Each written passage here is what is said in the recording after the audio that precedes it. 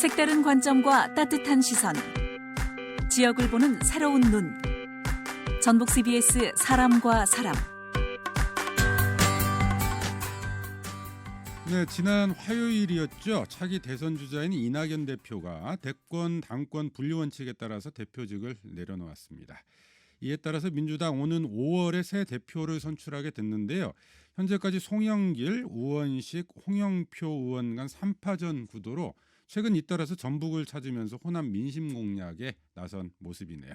사람과 사람 앞으로 차기 민주당 당권 주자들 차례로 만나볼 텐데요. 오늘은 그 첫 순서로 송영길 의원 스튜디오에 초대했습니다. 어서 오세요. 네, 안녕하십니까. 송영길입니다. 아니 전북에는 언제 오신 거예요? 그저께 왔습니다. 이제 오늘 3일째. 3일째 전북에 계신 거예요? 네네. 네, 아니 어디를 둘러보셨어요? 오자마자 일단 기자님들하고 좀 간담회를 했고요.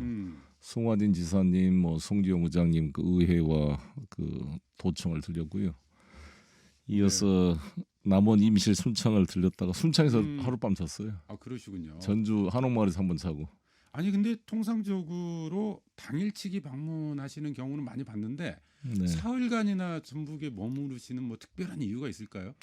각 군을 다 돌아보고 싶어가지고요. 네. 직접 제가 찾아뵈서 그 각 군수님, 시장님, 또 시의원, 군의원님들과 직접 대화를 해야 네. 지역 현안을 보다 좀 밀접해서 들을 수가 있기 때문에. 아니 전북으로서야 반가운 말씀이신데 네. 아니 지금 당권 주자시잖아요. 그러면 네. 전국의 모든 시군을 그렇게 다 도실 계획이세요?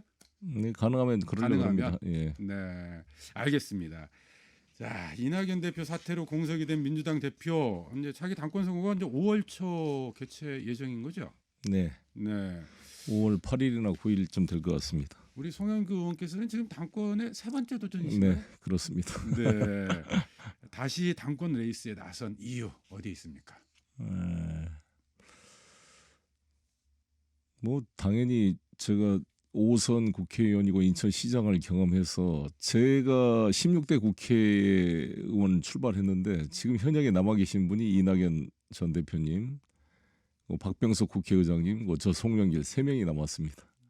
그만큼 되는데 뭐 저희 그는 개인 사정이고 지금 이 시기에 제 4기 민주정부 수립을 하는데 가장 필요한 리더십은 우리 민주당의 어떤 통합과 또 민심을 제대로 수렴해서 이번 LH 사태로 나온 것처럼 각 중앙부처 장관들이 대통령의 철학과 방침을 제대로 이행할 수 있도록 뒷받침하고 견인하는 역할을 정당이 해내야 된다고 봅니다. 네.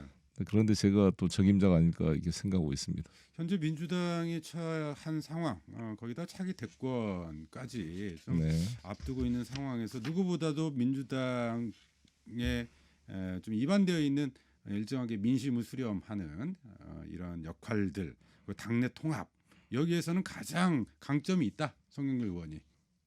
네, 아무래도 네. 제가 문재인 후보님 총괄 선대본부장을 맡았던 이유도 친문 비문을 넘어서 전체를 통합할 수 있는 리더십으로 저를 선택했다고 봅니다. 네. 그런 게 여전히 유효하다고 생각이 들고 지금도 우리 당내에 친문 비문 뭐 여러 가지 논란을 넘어서 원팀 민주당을 만들 수 있는 위치에 있는 게 송영길이 아니냐 이렇게 주장하고 있습니다. 네, 민주당에 대한 지지세가 뭐 예전 같지 않아요. 지금 네, 서울시장 보궐선거나 부산시장 보궐선거도 앞두고 계신데 네. 사실은 솔직히 뭐 어떠세요? 이게 좀 자신이 있는 선거인가요? 아니면 좀 비세로 느끼시는 선거인가요? 모든 선거는 사실 뭐 어렵죠. 다 마지막까지 겸손한 자세로 최선을 다해야 한다고 봅니다. 근데 이제 LH 사태 이 문제는 사실 중요한 우리 국민들의 마음에 상처를 준 사건인데 네. 이게 어느 한 정권의 문제만이 아니라 이게 그 구조적으로 돼 있는 문제를 이번에 기회를 통해 한번 제대로 좀 바로잡는 계기가 됐으면 하는 생각을 갖고 있습니다. 네. 아니 사실 이제 그 질문을 좀 드려보려고 했었어요. LH 사태로 인해서 이제 국민들이 이 비판 여론이 좀 점증하고 있는 데에는 뭐 다른 정권에서도 이런 유사한 문제가 있을 수 있습니다. 네. 근데 특히 문재인 정권은 공정성을 화두로 내세웠던 그런 정권 아니겠습니까? 네. 이런 정권에서 이런 일이 일어나다니 하는 이런 이제 분노, 배신감 네. 이런 게 좀 자리하고 있는 것 같아요. 이 문제 어떻게 좀 풀어가야 된다고 보세요? 이 공무원이 100만 명입니다. 사실 공무원 100만 명 나도 지금 애가 둘인데 우리 자녀들도 사실 관리하기가 쉽지 않을 수 있잖아요. 네. 그렇지 않습니까? 한 가정에 몇 명도. 그런데 모든 정권이 바뀌었다고 모든 게 다 변하는 게 아니거든요. 그래서 이 시스템으로 견제 균형이 돼야 되고 사실 이거는 검찰이나 감사원이나 이런 데서 제대로 작동이 돼줘야 되는데 그런 미흡한 점도 있고 당장 LH 사장과 이 국토부의 책임도 있고요. 관리 감독에. 그리고 이게 어느 한 정권에만 있었던 문제가 아니라 이게 쌓여온 것들인데 3기 신도시를 발표하면서 이럴 가능성을 사전에 좀 주무장관부터 우리 당도 또 해당 상임위원회에서 이럴 가능성을 예상하고 좀 단속을 제대로 했어야 되는 아쉬움이 있습니다. 그런 점에 대해서 저희도 반성하고요.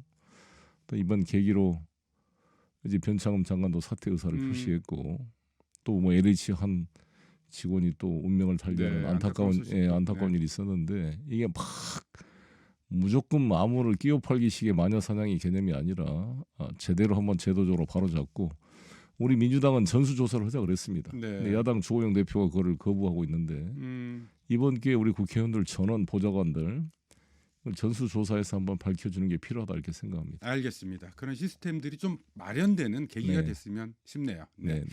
자, 당 대표가 되시면 이제 그 전주에 누구나 집 프로젝트를 시작하겠다 이런 공약을 하셨더라고요. 이게 어떤 거예요? 뭐 전주뿐만 아니라 사실 제가 당 대표 되면 민주당의 정책으로 이걸 채택해 볼 생각인데요.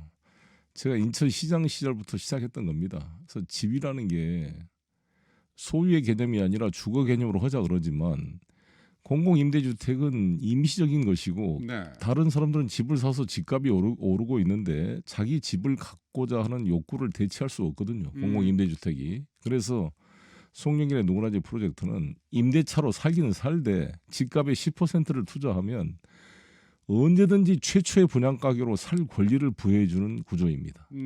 그러니까 지금 이제 인천의 미단시티에 1098세대가 지금 착공이 됐거든요. 근데 여기가 3억 5천만 원짜리 아파트인데 3,500만 원씩 조합원들이 투자를 했어요. 그럼 어떻게 되느냐? 이게 집이 나중에 10년 뒤에 10억이 되더라도 3억 5천만 원에 자기는 살 수가 있는 겁니다. 최초의 분양 가격으로. 그러면 지금 법적 소유권은 내 것이 아니지만 또 자기가 사는데 지장이 없고 임대차 기간이 보장돼 있고 또 종료되면 최초의 분양 가격으로 살 권리를 내가 가지고 있기 때문에 굳이 높은 달러빚을 빌려서 집을 연거를 한다는 거죠. 그렇게 해서 집을 살 이유가 없어진다 이거죠. 그러니까 처음에는 임대로 들어갔다가 그렇죠. 그중에 집값의 10% 정도를 부담을 하고 그렇죠. 그러니까 이제 임차권은 채권이고 소유권은 물권이라 그런다면 이 물권적 기대권 같은 이 중간적 형태인 거죠. 단순한 임차인이 아니라 내가 언제든지 최초의 분양 가격으로 살 권리를 부착되어 있는 임차권. 이것이 이제 신탁 등기가 돼서 등기부와 연계돼서 다 이제 자기의 권리가 보장되게 돼 있습니다. 그만큼 공공임대 아파트의 가치, 의미가 좀 달라지는 그런 정책이네요. 그렇습니다. 알겠습니다. 자, 전북 현안 여기 오셨으니까 현안에 대해서 몇 가지 더 여쭤봐야 될 것 같아요. 지금 최근에 지역 내 최대 이슈 중에 하나가 초광역화 논의거든요. 근데 지금 전북은 광주 전남과 연대가 아니라 독자 권역으로 가겠다 이렇게 좀 가다가 잡았어요. 어떻게 보십니까? 초광역화 구상에서 독자 생존 득일까요? 실일까요? 뭐 여러 가지 지혜를 모아야 될 거라고 봅니다만 사실 영남권은 부울경이라는 울산, 부산, 경남이라는 3개 광역과 또 대구, 경북까지 합하면 5개 광역자치단체가 있는데 호남 지역은 광주, 전남은 있고 전북은 광역이 없이 한 개로만 돼 있기 때문에 여러 가지 자원 배분에 소외감을 느끼는 것은 사실입니다. 그래서 그러면 뭐 익산이나 뭐 여기를 완주나 전주를 합해가지고 전북 속에 광역을 만든자. 그러면 전북 인구 자체가 워낙 적기 때문에 광역을 2개를 전남, 광주처럼 만들기도 어려운 구조입니다. 그래서 어떻게 해야 될지 여러 가지 고민이 있는데 아무튼 저는 일단은 미래 산업을 양산시켜서 일단 이 일자리가 만들어지고 인구가 늘어나야 그런 캐파가 될 수 있는 거기 때문에 지금 가장 중요한 전북의 핵심 산업인 새만금 그 프로젝트와 그리고 탄소 산업, 그다음에 익산 이 식품 클러스터, 그다음에 이제 국민연금을 기초로 한 제3금융 중심지 추진 이런 몇 가지 프로젝트가 좀 속도감 있게 진행이 돼서 좀 뭔가 산업이 융성이 돼야 되는 것이 네. 첫째가 아닌가 이렇게 생각합니다. 일단 뭐 초광역화 논의 여기에 음. 매몰될 일은 아닌 것 같다. 이 초광역화라는 게 사실 되더라도 우리가 맨 중앙에 있는 공공기관 이전에만 목을 매는 그런 것으로는 돼서는 안 된다. 그래서 제가 이번에 송환진 지사님을 칭찬을 했는데 2006년도 전주시장 시절에 사실 그때 탄소가 아직 생소할 때 탄소 융합 기술원이라는 걸 만들어서 투자했던 것이 이제 국가적 프로젝트로 인정이 돼서 탄소산업진흥원으로 이제 됐는데 하나의 모델이 아닌가 이렇게 생각합니다. 알겠습니다. 이 새만금에 대해서 이제 말씀을 하셨는데 전라북도민들이 새만금에 대한 기대를 많이 갖고 있어요. 근데 지금 최근에 이제 새만금의 종합 그 발전 계획, 개발 계획, MP라고 하는 것들을 바꾸면서 기존의 환원권 물류 중심지, 국제 무역 중심지라고 하는 이런 비전이 좀 바뀌었거든요. 네. 재생에너지와 친환경 수소 등 그린 뉴딜 중심으로 개발 방향이 좀 바뀌었습니다. 그래서 일각에서는 국제 도시를 꿈꾸던 지역에서 이 고작 재생에너지 단지냐 뭐 이런 아쉬움을 표하시는 분도 좀 계세요. 이건 좀 어떻게 보세요? 그렇게 생각할 수가 있었는데 바이든 시대에 들어오면서 패러다임이 바뀌었습니다. 이제는 RE100이라는 게 재생에너지를 100% 사용하는 제품이 아니고는 관세 차별을 이제 받게 되는 시대가 옵니다. 그렇기 때문에 그동안 수도권 중심의 이런 대기업들을 지방으로 유치하려고 세제 혜택을 줘도 충남 아산까지만 혜택이 가고 전부까지는 안 내려왔어요. 근데 RE100이라는 즉 재생에너지로 100% 사용해서 만든 공단을 만약에 만든다면 대기업이 안 올 수가 없게 됩니다. 네.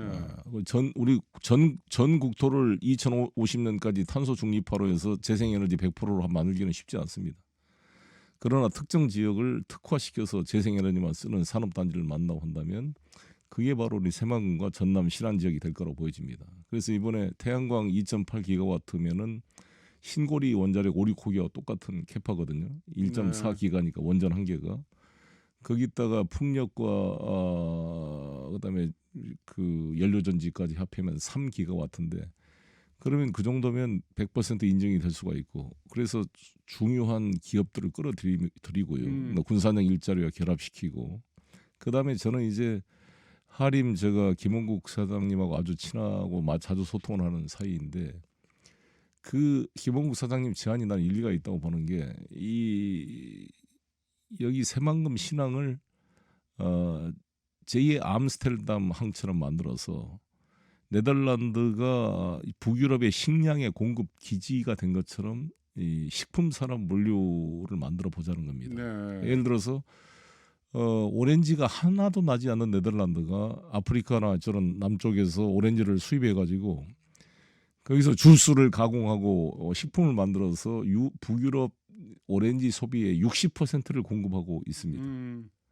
마찬가지로 지금 인도, 중국이 다 식량 부족 국가고 대한민국은 식량 자금률이 24%밖에 안 됩니다. 네. 그래서 정말 이 전 세계 식량의 동북아 쪽 식량의 물류 기지로 여기를 만들고 익산의 식품 클러스터와 연계시켜서 푸드밸리를 만든다고 한다면 새로운 물류가 창출될 수 있다. 그래서 지금 9선석에 5만 톤급으로 지금 항구가 이제 설계가 되고 있는데 이것도 네. 8만 톤, 10만 톤으로 늘릴 수 있는 그런 물류를 만들어낼 수 있다 이렇게 생각합니다. 그러니까 새만금 국제공항보다 어떻게 보면 새만금 신항 이걸 그렇습니다. 중심으로 해서 물류 중심 기지. 그렇습니다. 네. 그게 중요하고 이제 새만금 공항은 2028년 정도 목표로 지금 추진되기 네. 때문에 이번 잼버리에 쓰기는 어려울 것 같고요.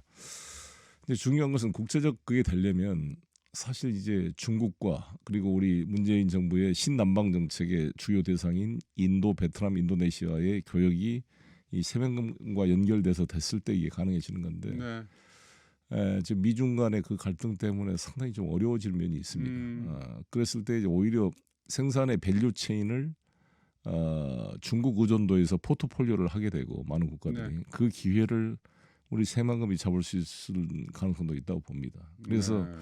저는 왜 송영길이 당대표가 되는가의 이유 중에 하나도 국제적인 외교 능력이 있는 집권당의 대표가 필요하다 이렇게 보여집니다. 예, 왜냐하면 우리나라는 섬처럼 갇혀있는 고립되어 있는 이 나라에서 맨 국내에서 아웅다웅 하는 게 아니라 뭔가 좀 국제적 시각이 필요하다. 저는 푸틴과도 인연을 맺었고 한 러시아 그리고 한 인도 의원협회 회장으로 저 모디 총리하고도 친한 관계가 됐고요. 그다음에 4대 강국의 언어와 인맥을 지금까지 제가 만들어 왔습니다. 이러한 역량으로 김대중 총재 이후에 가장 국제 외교 역량을 갖는 민주당 당대표가 돼보겠다 네. 이렇게 생각하고 있습니다. 우리 송영길 의원이 민주당 당대표가 되시면 새만금도 국제 물류기지로서 위상을 명확히 할 수 있다. 이제 그런 밑그림과 내용들을 그려갈 수 있는 역량이 있다 이렇게 생각합니다. 알겠습니다.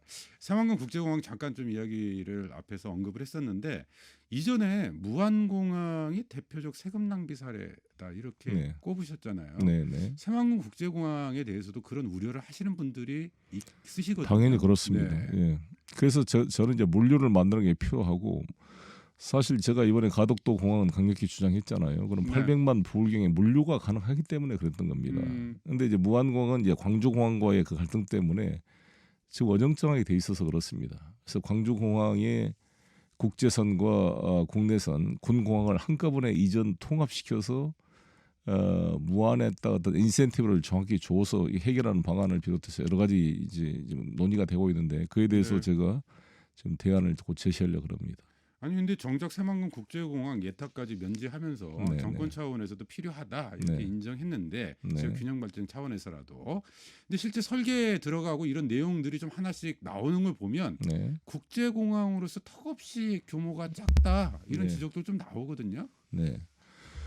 그 항만도 같은 논리인데요. 아까 말씀한 대로 계속 수요 예측에서 차이가 나서 그렇습니다. 그러니까 네. 지금 이 가덕도 신공항도 김해공항이냐 가덕도냐 싸운 이유가 국토부는 계속 수요를 낮게 보는 거니까 지금 공급 초과다 이게 안 된다는 논리였고 제 같은 경우는 이제 수요 예측을 좀 달리 보는 면이 있어서 그렇기 때문에 이 문제도 어떻게 그 시행되는 항공 물류 수요와 여객 수요를 계산하고 예측하느냐에 따라 이제 달라진다고 봅니다. 그 문제를 네. 면밀히 살펴보도록 하겠습니다. 알겠습니다. 자 그런가 하면 새만금 개발과 관련해서 이제 자본 유치를 어떻게 할 거냐, 투자를 네. 어떻게 활성화시킬 네. 거냐라는 네. 게 가장 큰 고민거리 아니겠습니까? 그렇습니다. 그래서 나왔던 게 일부에서 내국인 카지노를 유치해야 된다 이런 네. 방안이 나왔었는데요. 네. 우리 송영길 의원 어떤 입장이세요? 내국인 카지노. 저는 아주 네. 신중하게 생각해야 될 문제라고 봅니다. 음. 네. 왜냐하면 제가 인천시장 시절에 영종도도 그게 난리가 났어요. 제가 영종도 사실 카지노는 가장 좋은 위치가 인천국제공항이 있는 바로 영종도 주변입니다. 거기에 많은 미국계 기업인들도 만났는데요. 그들이 다 투자의 조건으로 내국인 그 요건을 요청했는데 절대 저는 안 된다 그랬습니다. 그 국민들을 다 도박으로 만들어서 강원도에도 그냥 차 잡혀놓고 전부 자살하는 사람도 많고 그러는데 가정을 파괴하는 행위다. 일본처럼 무슨 우리나라 국민성이 일정한 액 이상은 못 하도록 이게 제한되고 빠친코처럼 그냥 즐기면서 끝나는 게 아니라 우리나라 국민의 성격상 그냥 집무서까지 다 팔아가지고 하는 경우가 많이 발생하거든요. 네. 그래서 아주 사회적으로 매우 위험하기 때문에 저는 투자 유치가 안 되더라도 내국인은 안 된다. 외국인 전용 카지노만 허용하겠다 이런 입장을 견지했습니다. 알겠습니다. 내국인 카지노 안 된다라고 하는 입장 확인을 좀 해봤고요. 자, 또 다른 지역 수건 사업이 이제 제3금융중심지 지정하고 공공의대 설립인데 여기에 대해서 적극적으로 좀 지원하겠다 이런 입장이 이미 밝혀졌잖아요. 네, 그렇습니다. 정읍의 이제 서남대 폐쇄 이후로 준비됐던 공공의료기관은 도입을 해야 되는데 이제 의사들과의 그런 파업 문제, 그런 정서적인 문제 때문에 좀 그런 절차를 밟아서 의사협회를 설득하고 해서 추진할 계획이고요. 제3금융중심지는 제 김성주 의원하고도 깊이 상의하고 있습니다만 일단 자산 운용 중심지를 해보자. 서울은 국제금융, 부산은 해양금융. 그래서 아무튼 이 800조가 넘는 이 세계 정말 최대의 뭐 세 번째 정도 되는 이 자산을 운용할 수 있는 그 메리트가 있습니다. 그런데 네.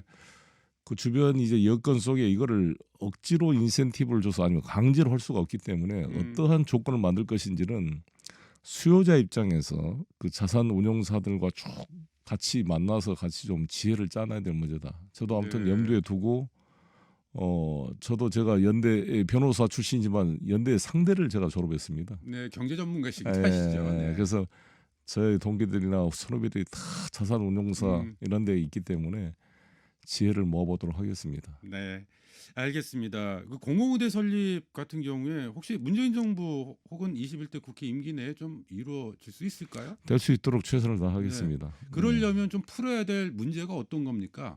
공공의대 문제. 의협에서 강하게 반발하고 있는데. 그렇죠. 의대 네. 정원 문제하고 그 설득 문제죠. 사실 거기에 외국 사례를 보더라도 특히 이번에 코로나 상황을 겪으면서 공공의료의 중요성들이 더욱 부각되기 때문에 잘 설득해서 가야 된다고 봅니다. 네. 아니 애초 이제 서남대 의대 정원 이것만 갖고 출발하는 논의에서 이게 이제 다른 정부차원의 이제 공공의대 논의로 확장이 됐잖아요. 네. 네. 그러니까 다른 지역이 또 참여하게 되고 그러니까 이제 논란이 되고 있습니다. 전북만의 이제 시각에서 만약에 접근한다면 네. 서남대 정원으로 다시 돌아가서 좀 접근하는 게 바람직합니까? 아니면 여전히 공공의대 네. 중심으로 해서 좀 확장된 의대 이런 네. 것들을 진행하는 게 맞을까요? 그게 저는 인천대학교 국립대 만들 때하고 똑같은 딜레마인데 국립대학교를 법인화를 추진하니까 서울대 법인화부터 다 우리 당이 반대했어요. 근데 나는 네. 인천대 국립대를 만들어야 되는데 법인화가 엮다 보니까 계속 인천대 그게 안 돼서 내가 아무튼 싸우다가 결국 인천대를 국립대로 제가 만들어냈는데 알겠습니다. 네. 그런 지혜를 발휘해 보겠습니다. 자, 시간이 다 됐습니다. 끝으로 청취자 여러분께 끝으로 한 말씀 부탁드리겠습니다. 저는 고향은 전남 공이지만 제가 여산 송시라서 제가 익산군 여산면제 시조가 있는 곳입니다. 제가 초원간도 호을 했는데 뿌리가 우리 전북에 있다 이런 말씀을 드리고 제 보좌관 비서관이 다 원광대학교 출신입니다. 네. 아무튼 전북에 대한 미래 비전을 가지고 열심히 해보겠습니다. 네, 오늘 5월에 치러지는 민주당 당대표의 도전장을 내미셨죠. 오선의 송영길 의원 만나봤습니다. 오늘 나와주셔서 고맙습니다. 네, 감사합니다.